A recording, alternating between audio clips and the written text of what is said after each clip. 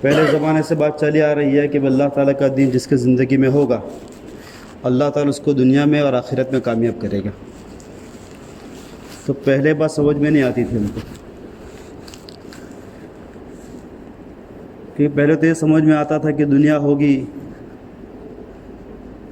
تو آسائش کا سارا سامان بنے گا، بنگلے بنیں گے، گاڑیاں بنے گی اور نئے نئے پکوان بنیں گے، اور دین نہیں ہوگا تو کیسے نقصان ہو جائے گا، سمجھ میں نہیں آتا تھا. لیکن فی الحال جس زمانے کے در ہم گزر رہے ہیں، جس زمانے میں ہیں، تو اس زمانے نے کو سمجھا دیا کہ اللہ تعالیٰ کا دین جس کی زندگی میں ہوگا اللہ تبارک و تعالیٰ اس کو دین اور دنیا اور آخرت دونوں میں کامیاب کرے گا. اور اللہ تعالیٰ کا دین نہیں ہوگا، انسان کے پاس سب کچھ ہوتے ہوئے وہ رسوا ہو جائے گا.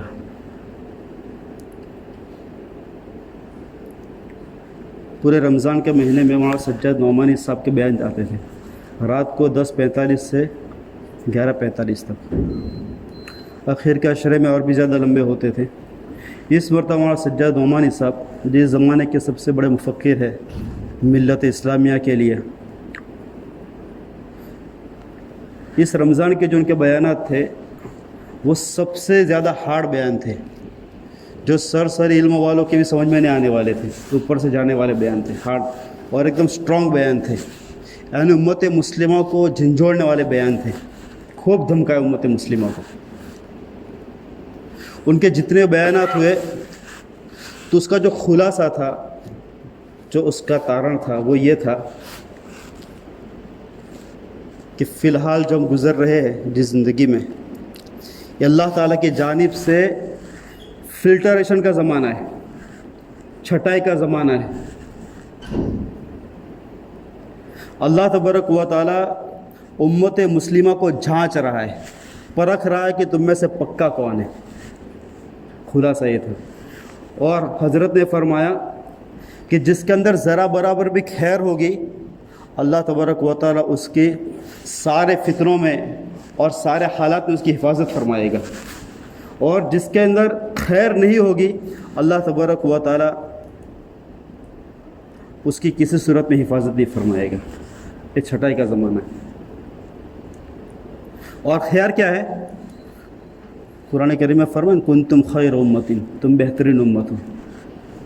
اب بہتری کی اللہ تبارک و تعالیٰ کیا بیان فرمائیں؟ اخرجت للناس، تمہیں لوگوں کے لیے نکالا گیا ہے.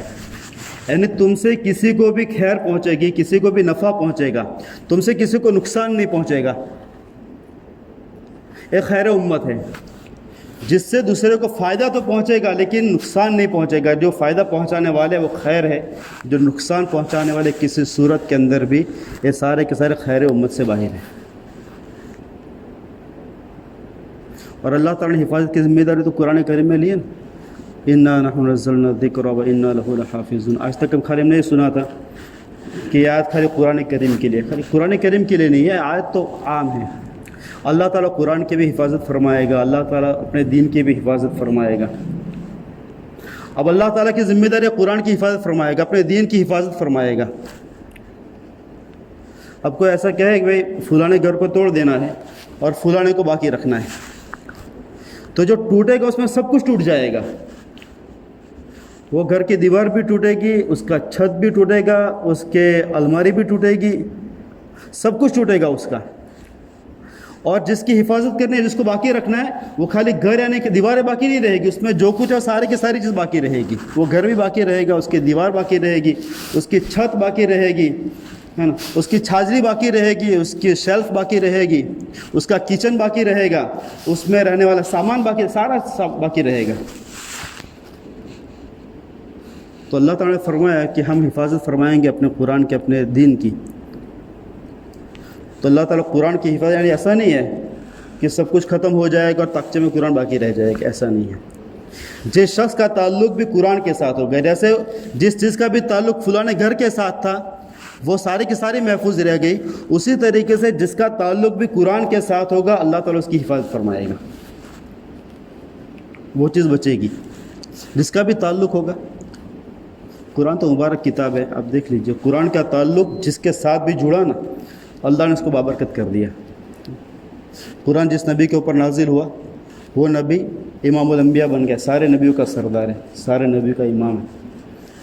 قرآن کریم جس امت کے اوپر نازل ہوا وہ خیر امت بن گئی, اس امت کا مقام اللہ نے بڑھا دیا. قرآن کریم کا تعلق جس رات کے ساتھ ہے وہ لیلۃ القدر بن گئی, شب قدر بن گئی. 83 سال سے زیادہ افضل ہے وہ. اس کا ایک سیکنڈ ہے نا شب قدر کا جس میں رات قرآن کریم نازل ہوا ہے, اللہ نے اس کو اتنا فضیلت والا بتایا کہ اس کا ایک سیکنڈ کیلکولیشن کریں گے نا, ایک رات کا 12 گھنٹے کا 83 سال کے ساتھ تو ایک سیکنڈ 22 گھنٹے کا بنتا ہے. ایک سیکنڈ اس کا جس نے ایک بار سبحان اللہ کہہ دیا, لیلۃ القدر میں جس نے ایک بار سبحان اللہ کہہ دیا تو 33 سال تک وہ سبحان اللہ 22 گھنٹے روزانہ کے 22 گھنٹے کے اعتبار سے اس نے سبحان اللہ پڑھا, 83 سال تک اتنا ثواب اس کو ملے گا. تو قرآن کا تعلق جس رات کے ساتھ جڑا اللہ نے اس رات کو لیلۃ القدر کر دیا, 1000 مہینوں سے بہتر کر دیا. تو قرآن کا تعلق جس کے ساتھ بھی جوڑے گا تو اللہ تعالیٰ نے حفاظت کا ذمہ داری لی ہے کہ قرآن کی ہم حفاظت فرمائیں گے. تو قرآن کے ساتھ جس کا بھی تعلق جڑ جائے گا اللہ تعالیٰ اس کی حفاظت فرمائے گا. اللہ تعالیٰ نے اپنے دین کی حفاظت کی ذمہ داری لی ہے, تو جو شخص بھی دین کے لیے اپنے آپ کو لگائے گا اللہ تعالیٰ اس کی حفاظت فرمائے گا. اور جس کے اندر خیر نہیں ہوگی, ایک فلٹر کا زمانہ ہے, اللہ تعالیٰ چھٹائی کر رہا ہے, تو جس کے اندر بھی خیر نہیں ہوگی اللہ تبارک و تعالیٰ ان کو نس منسیہ کر دے گا, نیست و نابود کر دے گا. اور تو ہر 100 سال میں ہوتا ہے. اور اللہ تعالیٰ نے قرآن کریم کے اندر وَإِن تَتَوَلَّوْا يَسْتَبْدِلْ قَوْمًا غَيْرَكُمْ وَلَا يَكُونُ أَمْثَالَكُمْ, اگر تم میرا کام نہیں کرو گے, اللہ تعالیٰ قرآن کریم کے اندر ایک خاص طور سے عربستان کے لوگوں سے اللہ تعالیٰ نے فرمایا تھا, کیونکہ جو نبی ہمارے آئے پوری دنیا کے لیے تھے, لیکن خاص طور سے ڈائریکٹلی ہمارے نبی صلی اللہ علیہ وسلم جو آئے وہ لَقَدْ مَنَّ اللَّهُ عَلَى الْمُؤْمِنِينَ إِذْ بَعَثَ فِيهِمْ رَسُولًا مِّنْ أَنفُسِهِمْ, ان کی ذاتوں میں سے ہم نے رسول کو بھیجا, ان پر بہت بڑا احسان کیا. یہ عربستان کے لیے تھا خاص طور سے, عربستان والوں کے اوپر ہم نے خاص طور سے ان کی ذاتوں میں سے ہم نے رسول کو بھیجا ہے جو ڈائریکٹلی عربستان کی سرزمین پر آئے اور عرب لوگوں کے لیے آئے. تو اللہ تعالیٰ نے کو فرمایا تھا اگر تم میرے دین کا کام نہیں کرو گے, تم روح گردانی کرو, وَإِن تَتَوَلَّوْا, اگر تم روح گردانی کرو گے, نہیں جمے رہو گے, يَسْتَبْدِلْ قَوْمًا غَيْرَكُمْ, اللہ تعالیٰ تمہاری جگہ پر دوسری قوم کو لے کر آئے گا. وَلَا يَكُونُ أَمْثَالَكُمْ, تمہارے جیسے نہیں ہوں گے روح گردانی کرنے والے, پیٹ پھرنے والے, کچا کام کرنے والے, تم سے بہتر کام کرنے والے ہوں گے. محققین فرماتے ہیں سکوت بغداد کے بعد اللہ تبارک و تعالیٰ نے مسلمانوں کی قیادت عرب والوں کے پاس سے چھین لی. 1000 سال تک جو مسلمانوں کی قیادت, عالم اسلام کی قیادت عرب والوں کے پاس تھی, عربستان کے پاس تھی.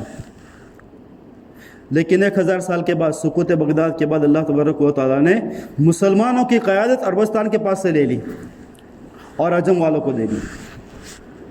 اس لیے 1000 سال کے بعد جتنے مجددین آئے 100 سال کے وہ سارے کے سارے ہندوستان کی سرزمین پر آئے.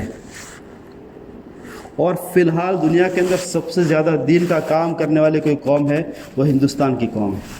سب سے زیادہ مدارس چلانے والے, سب سے زیادہ مفتی پیدا کرنے والے, سب سے زیادہ مفسر پیدا کرنے والے, سب سے زیادہ دین کے خاطر اپنے جان مال اور وقت قربانی دینے والے ہندوستان کے لوگ ہیں.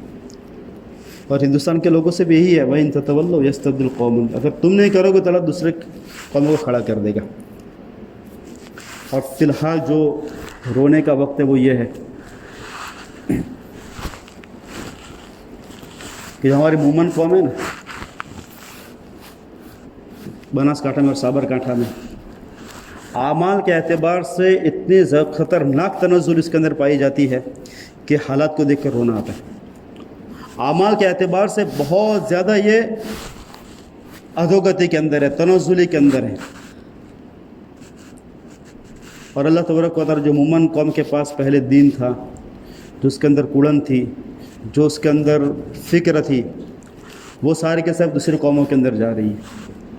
اللہ تعالیٰ میمن قوم کو کھڑا کر رہا ہے. ابھی ہم تو گاؤں میں رہتے ہیں, اور میمون لوگ جو شہروں میں رہتے ہیں، ایسے ماحول کے اندر بھی جہاں پر ویسٹرن کلچر ہوتا ہے اور جہاں پر آسائش کے بہت زیادہ وسائل ہوتے ہیں، وہاں پر پھر بلڈنگوں میں رہتے ہیں، وہاں کا واتاورن بھی خطرناک ہوتا ہے، ہندو مسلم ساتھ میں رہتے ہیں اور طرح طرح کے لوگ رہتے ہیں، ایسے ماحول کے اندر بھی جو لوگ، جو دوسری قومیں جو اسلام کی طرف راغب، جو مسلمان تو ہے ہی لیکن اعمال کی طرف راغب ہو رہی ہے، تو ان کے بچوں کے آپ لباس دیکھیں گے، سادہ لباس، سفید کرتا پاجامہ، فرشتہ جیسا لگ رہا ہے۔ اور یہی جو ہے معاملہ مومن قوم کے اندر دیکھ لیں کہ کتنے فیشن مومن قوم کے بچوں کے کپڑوں کے اندر ہوتی ہے، بٹن کے اعتبار سے، ان کے سلائی کے اعتبار سے، پھر کلر کے اعتبار سے، بنچ والے کپڑے نے، پوسٹر والے کپڑے، کیا کیا پہنتے ہیں۔ اعمال کے اعتبار سے خطرناک تنزلی مومن قوم کے اندر چل رہی ہے، ہمیں نظر نہیں آتا ہے، جب دوسری قوموں کو ہم دیکھتے تو پتہ چلتا ہے۔ ہمارا عمر گاؤں چھوٹا سا گاؤں ہے، مومن بھی ہے وہاں، میمن بھی ہے، وورا بھی ہے۔ رمضان کے مہینے کے اندر آخر جو 10 رات رہتی ہے نا، تو روزانہ مسجد کے اندر 20-25 آدمی جاگنے والے میں پوری رات جاگتے ہیں اور عبادت کرتے ہیں۔ اور 27ویں رات آ گئی تو کوئی بھی سوئے گا نہیں، جتنے تراویح کے اندر سارے کے سارے صبح تک جاگیں گے۔ سحری کے اندر کھانا بنتا ہے، 16-17 کلو گوشت بنتا ہے، سارا ختم ہو جاتا ہے، پورے رات جاگتے ہیں۔ اور یہی رمضان کی راتیں ہمارے مومن گاؤں کے اندر دیکھ لیں تو کتنی تنزلی پائی جاتی ہے۔ تو فی الحال جو ہے اللہ تبارک و تعالیٰ کے جو آیتیں ہیں، خطرناک آیتیں، زبردست آیتیں ہیں، جو رونے والی آیتیں ہیں، وَإِن تَتَوَلَّوْا يَسْتَبْدِلْ قَوْمًا غَيْرَكُمْ وَلَا يَكُونُوا أَمْثَالَكُمْ، اگر تم میرے کام کو صحیح طریقے سے نہیں کریں گے، رو گردانی کریں گے، اللہ تبارک و تعالیٰ تمہاری جگہ پر دوسری قوموں کو بدل دے گا اور تمہارے جیسے نہیں ہوں گے، ناقدری کرنے والے، گستاخی کرنے والے نہیں ہوں گے۔ تو بھائی دوستو بزرگو، اللہ تبارک و تعالیٰ نے ہم کو گئے گزرے دور کے اندر دعوت کے کام کا ذمہ دار مومن قوم کو بنایا ہے۔ دعوت کے کام کا ذمہ دار مومن قوم ہے۔ دعوت کے کام کے اعتبار سے اللہ تبارک و تعالیٰ مومن قوم سے ہر زمانے کے اندر کام لیا ہے، اور ہر زمانے کے اندر ذمہ داروں کے اندر مومن قوم کے لوگ ہیں۔ تو یہ مومن قوم جو ہے اللہ تبارک و تعالیٰ نے ہم کو دین کے اعتبار سے، اعمال کے اعتبار سے، اللہ تبارک و تعالیٰ نے ہم کو بہت زیادہ سرفراز فرمایا، مالا مال فرمایا، ہم اس کی قدر کریں۔ اور اس گئے گزرے دور کے اندر دعوت و تبلیغ کا جو کام ہے وہ آسان اتنا کام ہے، اعمال کے اوپر جمنے کے لیے اور اسلام کے اندر داخل ہونے کے لیے اس سے زیادہ آسان کام کوئی نہیں ہے۔ اور بار بار آوازیں لگائی جاتی ہے اللہ کے راستے کے لیے، 4 مہینے کے اعتبار سے، 40 دن کے اعتبار سے، 3 دن کے اعتبار سے اپنا جان مال وقت کی ترتیب بنائیں اور اپنا وقت نکال کر جو نکلے۔ اب پہلے تو ایسا ہوتا تھا بھائی دکان کے اندر بیٹھیں گے، دکان فائدہ دے گی، اب تو حالات ایسے کہ جس دکان کے لیے کام کر رہے ہیں وہ دکان ہماری 10 سال کے بعد بچے گی کہ نہیں بچے گی، اتنے خطرناک حالات ہیں۔ جو دشمنوں کے پلاننگ ہے اور اتنے خطرناک حالات جو بنائے جا رہے ہیں، 2-3 سال کے اندر کتنے حالات بگڑ گئے۔ ہم تو جو میجورٹی والے گاؤں کے اندر رہتے ہیں اس لیے پتہ نہیں چلتا ہے، جہاں پر جو مائنورٹی کے اندر مسلمان ہیں ان کو ہمیشہ خطرہ رہتا ہے۔ ہم خود ایسی جگہ پہ رہتے ہیں، ہماری بلڈنگ کے اندر 70 مکانوں کے اندر سے 50 مکان غیر مسلموں کے، تو خطرہ رہتا ہے۔ ہر ذہنیت کی قوم وہاں پر ہے، ہر ذہنیت کے لوگ ہیں، کٹر بھی ہے، نارمل بھی ہے، خطرناک لوگ ہیں۔ تو ہماری دکانیں بچے گی، ہمارے کاروبار بچیں گے تو ہم جئیں گے۔ ایک دو حالات ایسے ہیں۔